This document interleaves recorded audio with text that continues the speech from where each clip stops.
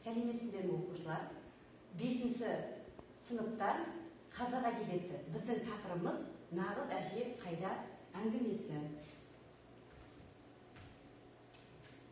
Сабағымыздың мақсаты кейіпкерлерді шынайы өмірмен салыстырып бағалау. Бірінші тапсырма кейіпкерлерді таны жаттығуы. Балалар, сендерге сөйлем беріледі. Сол сөйлемнің кейіпкерлерін сіздер танисыңдар.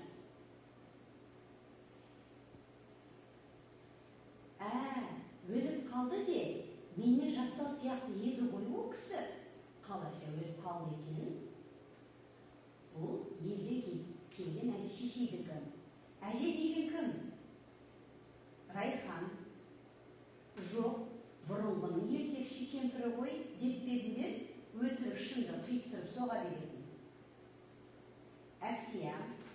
Жоқ, Аятай, мен сендер секілді балалар бақшасында өскен жоқпын. Мені тәрбиелеп, бағып қаққан ауылдағы кәрі әжем болатын. Азат. Жоқ, айтпады, ол кісі ертегі білмейді екен. Райхан. Өздерің Аликтің бабушкасын мүлде иемденіп алыпсыңдар ғой. Әсия. Менің бағып көрейін дегенме көнбей, әлгі келі тілі шығысымен-ақ детсатқа берген, қазір сонда жүр. Бұл елден келген шешейдің сөзі. Енді балалар келесі тапсырмаға өтеміз. Біздің тапсырмамыз, бұл жерде тапсырмада кейіпкерлердің сөзі берілген, біз енді кейіпкерлерді табамыз.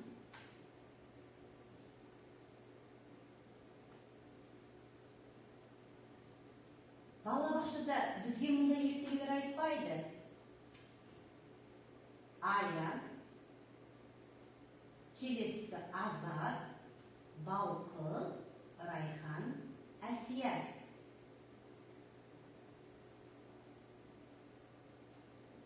Келесі тапсырма Т кестесі арқылы Азаттың әжесі мен жолдасының анасын салыстырыңыздар. Дескрипторы қазақи әже мен шығармадағы әже бейнелерінің айырмашылықтарын айтасыңдар.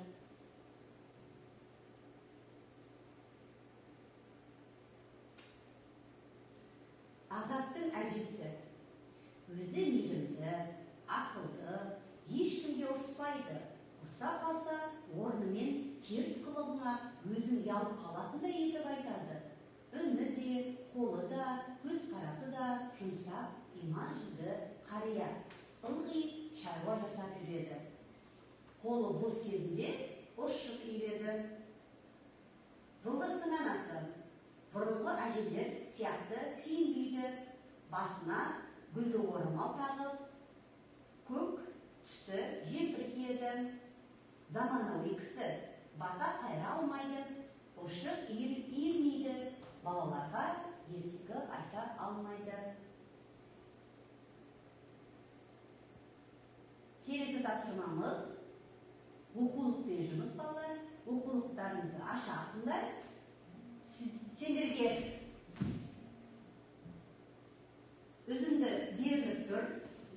Осы үзінді мағынасына сай сөздерді қоясыңдар.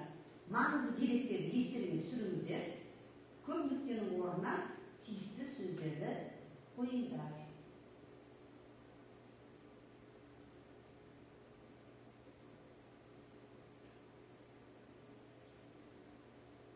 Иә балалар, әже мейірімді де, қайырымды, ұялатындай, жұмсақ, қарағым, айналайын, қария, шаруа, ұршығын. Дұрыс қойыңдар балалар. Енді оқушылар сендерге шығарма бойынша сұрақтар. Шығарманың нағыз әже қайда деп аталуының себебі не деп ойлайсыңдар? Әкесі қыздарына нағыз әжені көрсетуді неліктен армандады? Шығарма сіздерге қандай әсер қалдырды?